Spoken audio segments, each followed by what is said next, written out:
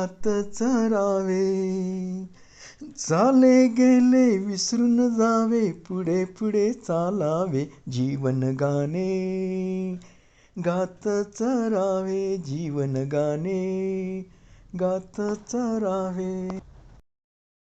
ओम नमो ओंकारेश्वर देवताय नमः. ओम नमः शिवाय. ओम नमः शिवाय. अवधूत चिंतन श्री गुरुदेव दत्त. मंडळी, आपण ऐकत आहात संघर्ष जीवनाचा मार्ग शिवभक्तीचा हा कार्यक्रम, म्हणजेच आत्मकथनाचा कार्यक्रम. आणि या मागील कार्यक्रमामध्ये आपण ऐकलं की आम्ही पितृदोष काढण्यासाठी नाशिक त्र्यंबकेश्वरला गेलो, पितृदोष वगैरे काढला. त्यानंतर माझे समजा पैसे हरवले, 2,000 रुपये बँकेतून काढता वेळेसच, म्हणजे बाहेर आले की कुठं पडले काही लक्षात नाही, आणि बऱ्याचशा भानगडी उद्भवल्या. आता हे भानगडीबद्दल सुद्धा सांगितलं की पितृदोष काढल्यानंतर 6 महिने त्रास होतो. पितृदोष काढल्यानंतर 6 महिने त्रास होतो. पितृदोष म्हणजे दोष आहे, तो काही नीट सहजी जात नाही, तू काहीतरी कुठाने करतो, हे तुम्ही ऐकलं.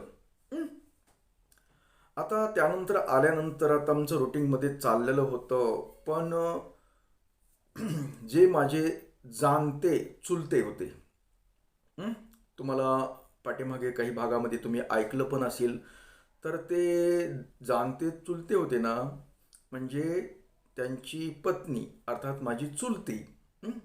आता हे दोघंही फार वयस्कर. असं सांगत होती चुलती की माझे ज्यावेळेस वडील वारले होते त्यावेळेस चुलती रडताना बोलत होती की मी याचं बाळातपण केलं, म्हणजे त्यांनी अर्थात त्यांच्या सासूचं बाळातपण केलं. म्हणजे माझे वडील जन्म घेतले त्यावेळेस त्यांचं लग्न झालेलं होतं, म्हणजे माझ्या चुलत्याचं. म्हणजे एवढे मोठे चुलते होते, म्हणजे त्यांचं वय बघा आता, आणि चुलतीचं वय किती असू शकतं. तर असे वयस्कर दोघंही जोडीचे. एक चुलती आल्यानंतर एक समजा वारली, समजा वयस्कर झाल्यामुळे थोडंफार आजारपण काहीतरी थोडंसं झालं, तर एवढं काही त्यांना कुठलाही त्रास झाला नव्हता. आणि त्याचं कारणसुद्धा सांगतो मी. ही माझी चुलती जी होती ना, फार अत्यंत कमी बोलायची. म्हणजे ते बोलणं मोजकं बोलायची, कामापुरतं बोलायची. आणि वेगळाच स्वभाव होता. ती घरामध्ये तिच्यासारखं शांत कुणीच नव्हतं. आता मी तुम्हाला सांगतो तर मला अजून चेहरा आठवतो. उंची कमी वगैरे, बुटके होते ते. पण त्या चुलतीला समजा इतर काही ज्ञान माहीत नव्हतं. समजा आमचे चुलते एवढे जाणते वगैरे, देवदेखातले वगैरे, पण त्या चुलतीला काही माहीत नव्हतं, असलं काही नव्हतं. पण चुलती एवढी श्रद्धाळू होती की विचाराचंच काम नाही. कारण प्रदोष व्रत ही तेव्हापासून मला माहीत होतं. कारण 15 दिवसाला यायचं, कधी काही चुलती उपाशी काही जेवण, कुठं काही अगर बाया जेवायला तर मला प्रदोष म्हणायची. ही प्रदोष काय प्रकार आहे हे आत्ता आत्ता अलीकडे मला कळालं.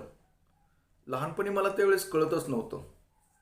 जसं मी कळता मोठा झालो, समजा ह्या देवदेवकाच्या क्षेत्रामध्ये थोडंसं शिरल्यानंतर मला कळालं की प्रदोष हा काय प्रकार आहे.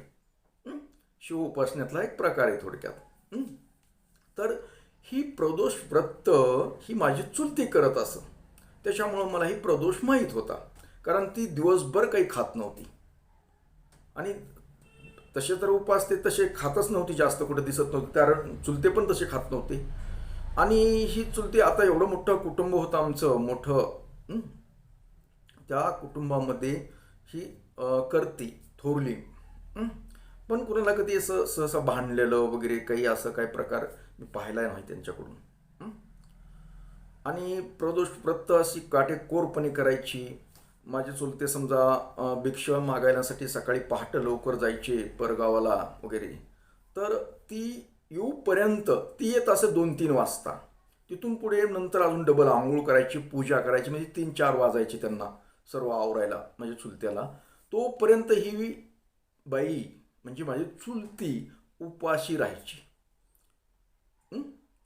आता हे सांगायचं तात्पर्य म्हणजे का, तर पती प्रेम, आजकाल प्रेम नाही राहिल्यालं, ही उल्लेख करून सांगतो मी तुम्हाला.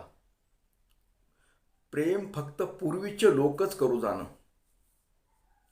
बोलत नव्हते आजकाल सारखं बोलत नव्हते, असं जास्त काही नव्हतं, पण अंतर्गत मनातलं हृदयातलं प्रेम ही फक्त त्यांच्याकडूनच शिकावचं. हं? पती पत्नीचं कधीही असं बोलणं नसायचं पूर्वी, जास्त असं आपल्यासारखं लाडेकपणाने वगैरे, मी तुमच्यासाठी असं करते, मी तुमच्यासाठी वगैरे करते वगैरे, असा काही प्रकार नव्हता. लाईट गेलाय. तर तरीही प्रेम ही अंतर्गत मनामध्ये असायचं, व्यक्त करायची गरज नव्हती, शब्दातून व्यक्त करत नव्हते. आताच्या सारखं पांचटपणा शब्दातून मी तुझं खूप प्रेम करतो, तुझ्यावर प्रेम करतो वगैरे काय काय बोलतेत ना, तुझ्या वाचून मला असं होतं, तुझ्या वाचून तसं होतं, हा काही प्रकार तसलं काही बोलत नव्हते. ही प्रेम म्हणायचं. कसं प्रेम? चुलता येऊपर्यंत ही अन्नाचा घास खात नव्हती. हं? आणि कधी एरवी सुद्धा, उपासातच असावं असं काही नाही, तर एरवी सुद्धा ही कधीही अन्न ग्रहण करीत नाही, कारण नवऱ्याला जीव घातल्याशिवाय ती जेवण करत नव्हती. आताच्या बाया तिकडे ऑफिसमध्ये गेला की इकडे गाचा गाचा गाचा गिळत येतात. खूप फरक झालाय, खूप खूप. पण ते जाऊ द्या, आपला फरक आता आपल्याला सगळ्यांनाच माहिती आहे, मी सांगायची काही गरज नाही. तर असं त्यांचं प्रेम. तर आम्ही म्हणायचो खा की नाही नाही, ते येत आल्यास खाते, बरं ठीक आहे चाललंय. मग ते तिथून पुढे चुलते यायचे, तिथून ते जेवण करायचे, नंतर हे न खायचा तुकडा काय ते, म्हणजे संध्याकाळीच खायचे. मग संध्याकाळीच होतं असं ना खायला, मग संध्याकाळी कशाला जेवण करण्याचं येतं? अजिबात नाही, अत्यंत कमी जेवण. तिच्यामुळं मला तरी वाटतं की तिला कुठला रोग असेल म्हणून. काही जाणवलं नाही रोग, तंदुरुस्त.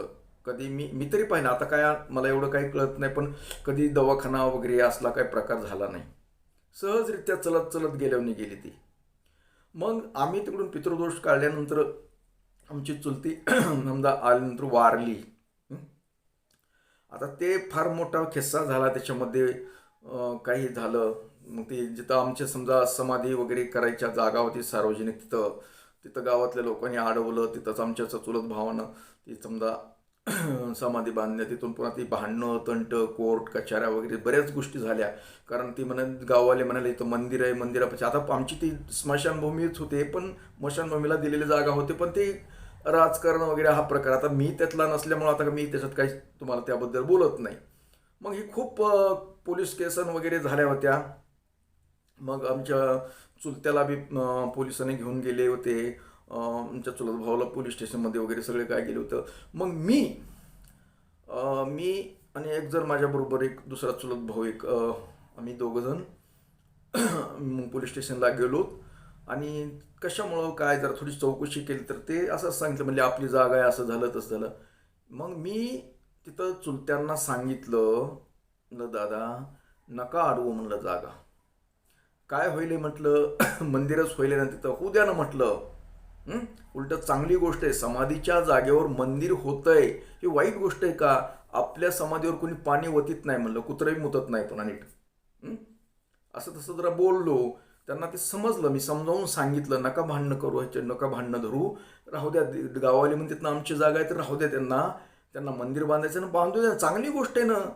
आपल्या समाधीवर मंदिर होतंय एक चांगलं, बघा लाईट आला, ही काय वाईट गोष्ट आली? नाही नाही, वाईट गोष्ट अजिबात नाही आहे म्हटलं, उलट होऊ द्या म्हटलं. आणि त्यांनी मग समजा गावावाल्यांनी त्यांनी चुलत्याने बी ऐकलं, ते मंदिर वगैरे बांधलं. आज शिव मंदिर मोठं झालं. ऐन चुलतीच्या समाधीवर शिवलिंग आहे, फार मोठं शिवलिंग आहे. आणि आमच्या समाजामध्ये समाधीवर काय असतं, शिवलिंगच असतं, छोटं असतं एवढं होतं. पण आमच्या चुलतीच्या समाधीवर फार मोठं शिवलिंग झालं तयार, म्हणजे केलं गावाल्यांनी, समाधीवरच बांधकाम केलं महादेवाचं मंदिराचं, शिवाचं मंदिर बांधलं. आणि मी जे बोललो ते सत्य उतरलं. आज त्या लोकांना, बऱ्याच आता लोकांना माहीत नाही, अलीकडल्या लोकांना माहीत नाही की इथं समाधी त्या गोसाईची, आणि त्याच्यावर हे शिवमंदिर आहे, आणि त्याच्यावर पूजा वगैरे होतात आपलं. पण आता हे एवढं सांगायचं आहे का, की आमच्या चुलतीनं शिव उपासना प्रदोष व्रत केलं, त्याचं ही फळ आहे.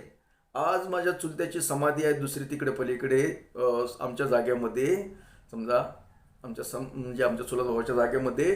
त्या समाधीवर कोणी पाणी सुद्धा घालत नाही महादेवाला. आणि या माझ्या चुलतीच्या जागेवर तिनं कुठं केलं का? आमचं चुलत्यानं तर दररोज पोथी पुराण वाचणारा, पूजा पाठ करणारा माणूस, पण त्याच्या समाधीवर कुणी आज इतकं इतकं एक तांब्यावर पाणी उलटायला तयार नाही. आणि माझ्या चुलतीच्या समाधीवर दररोज पूजा केल्या जाती. कधी अभिषेक होते, कधी काय होतं. हे फक्त प्रदोष व्रताचं आणि एकदम अंतर्गत मनातून केलेलं व्रत आहे, म्हणून हे पुण्याईचं काम म्हणून आज पिढ्याना पिढ्या होऊ शकतं. लक्षात आलं का तुमच्या? हे प्रदोष व्रत आहे, याचं ही महत्त्व ही मला कळलंय. आता इतराला कोणाला माहीत नाही, आमच्या घरातल्या कोणाला ह्या गोष्टी समजा किती मानतात काय ती मला माहीत नाही त्यांचं वाक्याचं, पण मला ते राहून कधी मधी आठवण होती त्या गोष्टीची. तर ती चुलती वारल्यानंतर तिथं समजा शिवमंदिर झालं वगैरे ह्या गोष्टी झाल्या. मग काय झालं की आमचे चुलते आता समजा चुलतीच्याच हस्त जेवण करत होते. असं बाकीचं घरच्या इतर सुनबाईचं त्यांना बी सुन आहे, एकुलती का सुन आहे, पण त्या सुनाचं त्यांचं काय होतं ते देव जाणे, आपल्याला काय माहीत नाही ती गोष्ट. पण आमच्या जसं लहानपणापासून बघतो त्या सुनबाई बरोबर त्यांचं कधीच जमलं नाही. सुनबाईचं कधी त्यांनी हस्त खाल्लं बी नाही काय नाही, फक्त त्यांनी त्यांच्या पत्नीनं केलेलं म्हणजे माझ्या चुलतीनं केलेलंच अन्न ग्रहण करीत होते. आणि योगागुण ते वारल्यानंतर मग आता त्यांची जेवणाची पंचायत झाली. आता कुणी इकडे तिकडे बाहेर इकडे तिकडे खायचं. मग ही गोष्ट आमच्या बायकोला कळली, समजा खात नाहीत दादा वगैरे. ही आता आमचं घर आम्ही राहतो ते घर आणि चुलत्याचा ग्रुप अर्धा किलोमीटरचा फरक गावात, आम्ही एका कडीला आणि ते एका कडीला. मग ही बायको आमची तशी तर धार्मिकच आहे, आम्ही तशी निवडच केलेली होती.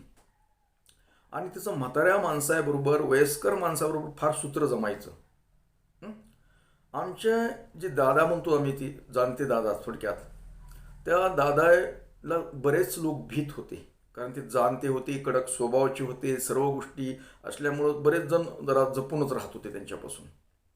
पण ही आमची बायको त्यांची मैत्री, आता त्यांच्या त्या नातीपेक्षा बी छोटी त्यांच्या वयाच्या मानणं, पण तिचं लय सूत्र, म्हणजे त्यांचं आणि तिचं खूप सूत्र जमायचं. म्हणजे मला काही जास्त मी बोलण्यात त्यांचं बघत नव्हतो, पण तीच कधी कधी गप्पा सांगायची. दादा असे म्हणले, दादा तसं झालं, दादाला असं विचारलं, दादाला तसं विचारलं, असल्या गोष्टी गप्पा घरी मारायचे माझ्यापाशी. त्याच्यामुळं मला माहीत होतं की आमच्या बायकोचं आणि त्यांचं आपलं व्यवस्थित चालतंय म्हणलं. मग ही त्या गोष्टीमुळं हिनं ते आता चुलती वारल्यानंतर काय केलं, ही आपलं डब्बा करून घेऊन जायची त्यांचं जेवणाचं. आता एक टायमाचं जेवणारा माणूस तो. मग आपलं तिला एक सवय, आणि तिला बी आता बोलायला अगर ती गप्पा मारायला मजा वाटायची जरा त्या, आणि ते बी तिच्याबरोबर चांगले बोलायचे, त्याच्यामुळे त्यांचं सूत्र चांगलं जमत होतं. मग ही त्यांचा डबा घेऊन जायची, आवरलं की आपलं मग टाइमपास म्हणून समजा इकडे तिकडे बसण्यापेक्षा आपलं त्यांच्याकडे जाऊन बसायची आपले, आणि डबा घेणं. मग ते वरचीवर त्यांना समजा आता घरचं हक्काचा माणूस गेल्यानंतर काही नसतं खाण्याचं. आता समजा आमची बायको जरी देत असली तरी सुनच आहे, आवडत तिला, त्यांना त्यांचे काही समजा खाणं पिणं थोडंच तेवढंच माहीत असतंय, त्यांचे काही सवय असतात काही असेल, पण ते आपले देत असत. मग तिला कधी चहा करायला लावायची. आता हिच्या मायला कधी चुलवून पेटवायचं काही माहीत नाही, काही नाही. मग त्यांच्याकडे चूल होती, म्हणजे त्या चुलीवर मग समजा तुराट्या वगैरे काहीतरी करून ती कुणी आलं गेलं अगर त्यांना चहाची खूप सवय होती. आणि तीच सवय मला पण लागली पुढे, कारण लहानपणी मी त्यांच्याकडेच राहिलेलो ना बरेच वर्ष. तर ते त्यांना माय चहा करून दे बरं बायडे, असं म्हणजे चहा करून दे म्हणजे त्यांनी थोड्या वेळानं चहा लागायचा. म्हणले एक 10 मिनिटानं जरी म्हणलात ना तुम्ही चहा प्यायचा का, तर होच म्हणणार. जेवत नसत पण चहा म्हणजे जबरदस्त होतं. तर ते चहा करून द्यायची त्यांना, हे असं चालायचं त्यांचं. मग मी यायच्या टायमाला संध्याकाळी त्याच्या अगोदर दिवस मावळाच्या अगोदर घरी यायची, आपलं पुन्हा स्वयंपाक वगैरे करायचं. मी आलो की नंतर आमचं मग काय झालं, दादाकडे गेलं ते वगैरे. कारण दादाला बी आता समजा ती थोडं म्हणजे डब्याची सोय झाली आमच्याकडून मिळायला लागला, समजा ही घेऊन झाली, कारण त्यांच्या बायकोच्या व्यतिरिक्त कोणाचा खात नाही. सोनबाई त्यांची देत नव्हती म्हणण्यापेक्षा त्यांचं सूत्र जमत नव्हतं. हं? आणि काय असेल ते असेल त्याच्या घरगुती प्रत्येकाच्या घरामध्ये काही ना काही असतं. हं? तर हे असं आम्ही तिकडून आलं. मग ते ही गप्पा आम्ही गेलतात, पितृदोष वगैरे काढले असले तसल्या गप्पा वगैरे असलं तसलं बोलायचे त्यांच्या घरी काय जे असेल ते. हं? आणि ही त्यांचं सूत्र जमण्याचं म्हणजे कारण ते आमच्या बाळाच्या संदर्भातला घोटाळा होता. कारण तिला वाटायचं बाळ का होत नाही, मग ती काही देवाचं वगैरे आहे का काय का असं, म्हणजे ते पण पण त्यांनी कधी बाळाच्या संदर्भात कधी चर्चा केली नाही असं मला तरी वाटतं. कधी ती बनली नाही मला कधी. हं? तर हे असं चालायचं, येणं जाणं आणि हे चहा पाणी करण्याचं. हे तिला चहासाठी आवश्यक गरज होती, त्यांना चहा करून द्यावा लागायचा. मग ही जात असे सारखी. आणि चहाहून मला एक आठवलं, कारण चहा विषय निघाला. आता मला पण तशी सवय, खराबच सवय, ती चांगली सवय नाही आहे. माझे म्हणजे मामा म्हणजे कोणते, आत्याचा नवरा. हं? ते पण फार वयस्कर, हं? जुन्या काळातले. ते काय त्यांचं व्यवसाय काय होता, मृदंग तबला वगैरे ते तसे ते बनवत असत, ते तसे त्यांचा तो व्यवसाय होता. भजनामधले मृदंग वगैरे, ते शाई भरणं वगैरे असे काही प्रकार ते करत, ते त्यांचा तो बिझनेस होता. मग ते आमच्यापासून म्हणजे जानेगावापासून एक बोरगाव, सोमनाथ बोरगाव म्हणून एक गाव आहे, तर माझ्या माहिती 30-35 किलोमीटर येत असेल ती. तर ते मामा, आता हे कसं, माझे चुलते माझे वडील म्हणलं की त्यांचे मेहुणे. हं? मग हे मेहुण्याकडं अगर इकडे येत असत ना, ते त्यावेळेस ते पायी येत असत. त्यावेळेस सोयी नव्हत्या. एसटी असली तरी एसटी नेत ना, मधून यायची, मधून म्हणजे शॉर्टकट मार्गाने चालत. मग त्यांची आठवण येण्याचं मी कारण सांगतो चहावरून. मला बोलत बोलत आठवण आली त्यांची. तर ती मामा अशी, त्यांच्याकडे मामाकडे एक मोठी पिशवी होती, अशी फार मोठी, अशी इकडे गळ्यात अशी अडकून ती मोठी चिवून. त्याच्यामध्ये त्यांचं साहित्य कोणतं, ते मृदंगाच्या शाई भरण्याचं वगैरे असे काही हातोडी पितोडी बरंचसं साहित्य असायचं त्याच्यामध्ये. त्या पिशवीमध्ये जाड कपड्याची पिशवी होती, तसले वेगळ्याची ताडपत्रीची पिशवी असावी बहुतेक ती. आणि त्या पिशवीमध्ये एक विशेष असायचं. काय असायचं विशेष, चहाचं साहित्य. एवढे एवढे विकोम वज्रदंती म्हणून त्यावेळेस फरक होते त्या जुन्या काळामध्ये. त्याच्यामध्ये चहा पावडर, पुन्हा तशीच बाटली, त्याच्यामध्ये दूध, म्हणजे त्या काळातल्या बाटल्या तसा वापर होता. आता सारख्या बिस्लरच्या बाटल्या नव्हत्या ती. तशी बाटली, दूध, साखर, ही सर्व ते साहित्य त्यांच्या त्या बॅगमध्ये असं, म्हणजे तसली मोठी पिशवी होती ती ताडपत्रीची. एक वेगळी कप्पा होता, त्या कप्प्यामध्ये सगळं साहित्य असं. आता ही बरोबर का आणायचे, त्याचं कारण, पूर्वी कसं होतं, चहा पिणं म्हणजे दारू पिल्यासारखं होतं. म्हणजे सहसा आतासारखं सरसंकट घरामध्ये चहा होतच नव्हता. आता कसं प्रत्येकाच्या घरामध्ये चहा होतो, पूर्वी तसं होत नव्हतं. काही ठराविक लोकच चहाचे तलपेन होते. आणि चहा पिणं, लहान मुलांनी चहा पिणं ही वाईट आहे. अगर म्हणजे काही ठराविक मोठे मोठे माणसंच फक्त प्यायचे चहा. आणि त्या मामांना तशी चहाची खूप सवय. त्यांचे चहा आणि बिडी, बिडी एक ओढत असत. त्याच्यामुळे त्यांचे ओठ ना, ही बिडी ओढून काळं, आणि चहा पिऊन इथं काळं झालेलं होतं, म्हणजे करपाला येऊन दिसायचे ओठ त्यांची. असं आम्ही बघायचं त्यांच्याकडे, लहान होतो आम्ही छोटे छोटे. तर ते मामा पूर्वी यायचे आमच्या लहानपणी. तर त्यांच्याबरोबर ते साहित्य घेऊन यायचे. मग काय करायचे, आता मला एकदा काय झालं, मी महाग लागलो त्यांच्या आत्याकडे यायचं म्हणून. आता आत्या पण खूप वयस्कर, माझ्या वडिलाच्या कितीतरी मोठ्या होत्या त्या. मग त्या आत्याकडे जायचं म्हणून महाग त्यांच्याबरोबर म्हणले, चल म्हणले. हां, आता मग त्यांनी आम्ही आता चलत, ती काय तीच चालत जात होती, तर काय आम्ही बी चालतच ना. मग ते कुठं पाण्याचं ठिकाण दिसलं, विहिरी वगैरे काय दिसलं की तिथं ते विहिरीचं पहिले मोठ असायच्या, त्या मोठ्याने पाणी काढण्याचं असं. मग तिथं कुठेतरी सावली वगैरे असायची, आंब्याचं झाड, चिंचेचं झाड, कुठलं तरी झाड असायचं. मग इकडे ते डिगुळा आंबा म्हणून एक तिथं एक त्या रोडच्या पलीकडे एक झाडं होते मस्त आंब्याचे वगैरे, तिथं झाडी होती, तिथं विहीर होती. विहिरीतून मग ती पाण्याची सोय पण काढणे मस्त. आणि बऱ्याच वेळेस काय असायचं, पूर्वी विहिरीवर पवरा असायचा, म्हणजे पाणी शेणण्यासाठी. पाणी लोकांना पूर्वी असे कुठेही बोरं, कुठेही नळ नव्हते ना. मग ती पाणी लोक सरू लोकांना पाणी वाटाच्या शेजारी एक विहीर असली की तिथं पवरा असणारच 100%. तसं आमच्या इथं कुंभेफळा आपल्या ह्याच्या गौतम भाऊचे वडील शंभू अण्णा, त्यांच्या त्यांच्या विहिरीला वाट्याच्या कडीला विहीर होती, त्यांनी पण पवरा असं ठेवलेलं असायचं. प्रत्येकजण जेवण वगैरे करण्यासाठी पाणी उन्हाळ्याच्या दिवस असले, चला चल तहान लागली तर पवऱ्यानं पाणी घेऊन ते पाणी प्यायचं. हं?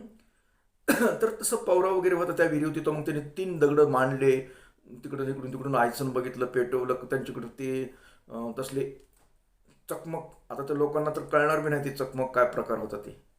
म्हणजे एक पोलादाचाच एक तुकडा असायचा आणि 2 गारगोटी, आपलं गारगोट असायचं, त्याच्यावरती एक कापसासारखं कोणतं तरी कप काहीतरी असं एवढं एवढं लावायचे आणि त्याच्यावर असं असं करायचे की ती ठिमगी पडली की ते पेटायचं. आणि ते पेटलं की ते त्या बिडीला लावलं की बिडी वळलं की ते फुलायचं की त्याचं ते मग त्याच्यावरून विस्तू तयार करायची, म्हणजे आग तयार व्हायची. हे तंत्र त्यांच्याकडे होतं ते. मग त्यांना ते आग तयार करायचे आणि ते चुलीवर 3 दगडावर मांडलेले चुलीवर ते एवढीसं पातेलं एक असायचं बरोबर त्यांच्याकडे. त्यांच्यापुरतं आपलं एक 2 कप पाणी बसलं असंच, आणि त्याच्यावर ते चहा बनवायची. मग ते मला म्हणले, बाळा प्यायचं का? मला त्यांनी चांगलीच मग ते थोडंसं आपलं कसं तरी एक होते एक आपलं फुलपात्रासारखं त्यांच्याकडे, त्याच्यात चहा द्यायचे. हे असं म्हणलं, ही रस्त्याने जाताना 4-5 वेळेस चहा पिली. कुठं कुठं थांबले की बसले की बिडी वळणं, चहा हे आपलं उकळूस तर बिडी वळणार, हे असं. मग हे तर आमच्या गावाकडे बी आले ना तर ती घरी नसत येत. ती दादाच तिकडे एक झोपडी तिथं थापायचे ते, आणि त्या झोपडीत तिथं त्यांची त्यांची चूल मांडायची. दगड मांडायचे आणि त्या दगडावर आपली त्यांचं पातेल, त्यांना कधी बी दिवसातून किती वेळेस बी चहा लागायचा ना. मग ते मी असं जरा थोडं मोठं झाल्यानंतर असं हमेशाच येत होते ते. मोठं झाल्यानंतर मी त्यांना विचारलं, मामा तुम्ही घरी का चहा पित नाही? तुम्ही तुमचे दगडं मांडून असा का चहा करता? तर त्या मामाने मला एक गोष्ट सांगितली. हे बघ म्हणले, बाळा म्हणले आपण पाहुणा माणूस आहे. आता लोक म्हणते घरी सारखं सारखं चहा करून द्या, चहा द्या, कसं म्हणावं बरं म्हणले. म्हणून आपल्याला तर सवय आहे, तलप आहे. म्हणून आपण आपलं पाहुण्याच्यात जरी असलं तरी आपल्या आपल्या चूल मांडणं, दगड मांडणं, आपलं करणं चहा. आता त्यावेळेस मला काही त्यातलं महत्त्व काही कळत नव्हतं. म्हणून आमचं घर आहे ना म्हणलं, म्हणायचं. नाही तुमचं बी घर असलं तर तुमच्यात तरी कुठं चहा करतात, मी आणलेले असतो म्हणले बरोबर, असे म्हातारे होते ती. तर एक चहाच्या तलपीवाली माणसं असं करत होते. पूर्वी हॉटेल वगैरे कुठं काही नव्हतं ना जुन्या काळामध्ये. माझ्या लहानपणी असे कुठेही हॉटेल वगैरे काही नव्हते प्रकार. तर ही चहाहून एक त्यांच्या आठवण झाली. तशी सवय मला पण लागली, पण मी काही तसं काही करत नाही, दगडं मांडत नाही अथवा कुठलं काही करत नाही, काही नाही. आपलं कुठं लालं हॉटेल बिटे दिसलं चहा पितो. तर असा प्रकार. मग ती दादांना भाकरी अगर डब्बा देण्यासाठी माझी मंडळी बायको जात असं हे ते आमच्या गप्पा त्यांनी संध्याकाळी आले की सांगायचे, दादा असे म्हणले, दादा तसे म्हणले. पण मी जात नव्हतो थोडं. तर ती एका दिवशी असं म्हणले, तुम्ही का जात नाही? तो त्यांच्याकडे आता वय झालंय त्यांचं, आई नाही का, जायचं ही असं तसं. मी तिला एक गोष्ट सांगितली. अगं म्हणलं मी गेलो असतो म्हटलं, पण काय आता पूर्वी माझं त्यांचं लय सूत्र जमत होतं. पण अलीकडल्या काळामध्ये काय झालं होतं, एक घरगुती आमच्या प्रॉब्लेम शेताच्या वाटणी संदर्भातलं माझी त्यांची झाली होती भांडणं. आणि भांडणं होण्याचं कारण बी काय झालं होतं, मी राहिलो रगेल. रगेल म्हणजे एकदम तरुण यंगमधला सळसळणार रक्त. आणि मी सहज म्हणलं त्यांना, मला कशाला तरी गरज पडली होती, ते म्हणलं दादा आम्हाला द्या ना आमचं शेत वाटून. ते मला त्यांना राग आला त्या गोष्टीचा. मग ते म्हणले, ए झुंजुरटा, असं काहीतरी शिवी दिली मला, काहीतरी भोसडीचा काहीतरी म्हणले, तू कोण विचारणार असं काहीतरी बोलले त्यांच्या टेन्शनमध्ये. मग त्या रागामध्ये म्हणलं आमचं असून आम्हाला का देत नाहीत, असं काही काही झालं. मला तेवढंही काही आठवत नाही. पण ती म्हणले तुला असं करीन, तुला फुकून देईन, अमुक करीन, म्हणजे ती जादू टोण्याच्या हिशोबाने बोलायला लागली. मग आमचं टाळकं सरकलं. त्यावेळेस ती खूप गाजलेले होते ना ते, की असं करणे करतेत वगैरे करतेत, ही गावात बी प्रसिद्ध, आजूबाजूला प्रसिद्ध होते, ते असे करतेत तसं करतेत वगैरे असं. म्हणून लोक बरेचसे दपकून होते त्यांना. पण मला कशाची काय भीतीन काय. मी म्हणलं दाखवा करून माझ्यावर काय करायचं ते, दाखवा करून करायचं. आणि बसलो त्यांच्या समोर. ते काही बी छाव अमुक तमुक ह्याव करायले त्याव करून, म्हणजे रागाच्या भरात भांडणामध्ये. आणि बरेच वेळ होते त्यांनी काय काय केलं, पण मला काही झालं बी नाही. काही झालं नाही. लोक सगळे जमले, कटाडा जमला होता. म्हणजे आता ह्या पोराला काय करते तर काय करते, जादूटोना करणार आहे तर हे. पण मला एक इतकी सुद्धा भीती वाटली नाही की काय नाही, मी घाबरून गेलो नाही, काही नाही, काही नाही, काही नाही. त्यांनी खूप काही काही काही काही काही नाटकं झाली, पण त्या नाटकाचा काही उपयोग झाला नाही. फक्त मी मनामध्ये फक्त ओम नमः शिवाय नमः, ओम नमः शिवाय, ओम नमः शिवाय नमः, ओम नमः शिवाय म्हणत राहायचं. आणि त्यांनी ती मंत्र बोलाय, त्यांनी खरं रागातून माझ्यावर प्रयोग करून बघितले, पण मला काहीही झालं नाही, काहीही झालं नाही. मग लोकांनी सुद्धा काही जण वाटलं, अरे एवढंही करणारा माणूस ह्या पोराला कसं काही काही झालं नाही. कारण मी त्यांचे पण प्रयोग बघितले होते.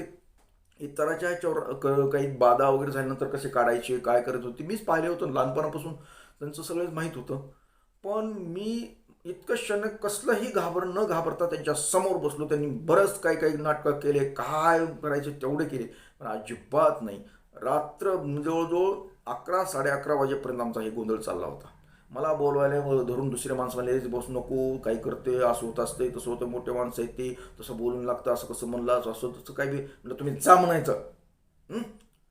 बघूत मला मला बघायचं कसं होतं ते, मला बघायचं कसं होतं ते.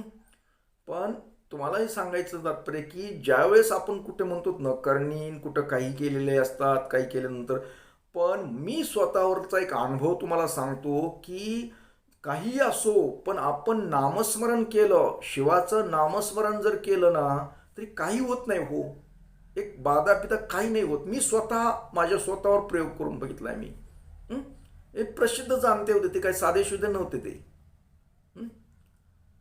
आणि म्हणून मी तुम्हाला बऱ्याच वेळेस सांगतो की अशा अशा गोष्टीतनं त्याला घाबरून जायचं नाही. फक्त शिव जप करायचा. शिव जप केल्यानंतर आपल्यावर कुठलीही बाधा होत नाही. ही मी स्वतः अनुभव घेतलेला आहे ह्या गोष्टीचा. म्हणून मी परत बऱ्याच वेळेस सांगितलंय मी. कारण मला एक गोष्ट माहीत होती, माझा पण थोडाफार अभ्यास चालू होता त्यावेळेस सुद्धा. मी बऱ्याच गोष्टी की ही मंत्र जे असतात, अगर कुठल्या करणे वगैरे कुठल्या बाधा काही ज्या आहेत ना, जवळजवळ शिव मंत्र वापरले जातात. शिवाची उपासना केल्यानंतरच अशा शिवानं चांगल्यासाठी केलेल्या आहेत ह्या गोष्टी, चांगलं लोकांचं कल्याणासाठी केलेल्या आहेत, परंतु लोक त्याचा गैरवापर केला जातो, लोक गैरवापर करतात. म्हणून आपण मेन जर शिव उपासना केली तर आपल्याला असल्या बाधेचा, कुठल्या करणीचा, जादू टोण्याचा कसलाही परिणाम होत नाही. ही मी स्वतः अनुभवलेलं आहे, म्हणून मी सांगत असतो. माझ्यावर सुद्धा खूप भयंकर प्रयोग झाला, पण काही झालेलं नाही मला त्याच्यातून, काही साध्य झालं नाही. फक्त मला खात्री, कारण मी लहानपणापासून शिवउपासना, अगर शिवमंत्र अशा गोष्टी करतो. मी काय नवीन आत्ताच नाही, अलीकडे नाही. मी पूर्वीपासूनच शिवउपासनेतला माणूस आहे. मी फक्त काय उघड नव्हतं, आतली आत करत होतो. बऱ्याच जण घरच्यांना सुद्धा माहीत नव्हतं नेमकं काय करतोय काय नाही. कारण एकांतमध्ये केलेल्या गोष्टी असायच्या सर्व. आणि मला खात्री होती की माझ्यावर कुठलाही प्रयोग होऊ शकत नाही, कारण मी त्याचा अभ्यास केलेला होता. कधी होतो, कुणावर होतो, काय होतो, ही बऱ्याचशा गोष्टी मला माहीत होत्या. तर मी तुम्हाला आजच्या ह्या आत्मकथनच्या भागामध्ये एवढं सांगू शकतो, एक विषय निघाला म्हणून सांगतो की आपल्याला जर भीती वाटते ना, आपल्याला कोणी करणी करतं, काही करतं, कोणी काही केलं असेल, तरी फक्त आपण शिव उपासना करायची. जबरदस्त शिव उपासना करा, कठोर करा, शिवमंत्र करा. त्याच्यामुळे शिवमंत्रामुळे, शिव उपासनेमुळे आपल्याला काही होत नाही, कारण सगळं संरक्षण आपला शिव करतो. हा माझा वैयक्तिक अनुभव आहे, असं सांगावंगी नाही अथवा कुठल्या पुस्तकातलं नाही, काही नाही. मी स्वतः अनुभव घेतलेत. खूप वेळा मी वेगवेगळ्या माझ्यावर काही गोष्टी झाल्या केल्यात. आता कारण कोणतरी माणूस प्रसिद्धीला येईल की काही ना काही काड्या केल्या जातातच, एक समाजाची रीत आहे. मी अनुभव घेतलेत माझ्यावर काय करण्यात आलं काय नाही. तर मी फक्त शिव उपासना अगर शिवमंत्र फक्त करतो याच्या पलीकडे काही नसतं. त्याच्यामुळे आपल्याला कुठलाही धोका होत नाही. फक्त रुद्राक्ष धारण करावा, आपल्या शरीरावर रुद्राक्ष असावा, शिवमंत्र करून करीत राहावा आणि बस एवढंच राहा आणि बिनधास्त राहा. तर मंडळी, आता बऱ्याचशा गोष्टी अजून ह्याच्यामधल्या खिश्चे आहेत अजून आत्मकथनामध्ये अजून, पण पुढील भागामध्ये, कारण हा भाग मोठा होईल आणि हा भाग इथेच थांबवावा असं मला तरी वाटतं. आणि तुम्ही फक्त काय करायचं, ऐकत राहायचं माझं आत्मकथन, कारण माझं आत्मकथन असं आहे की अनुभवाबरोबर ज्ञान काही मिळतं.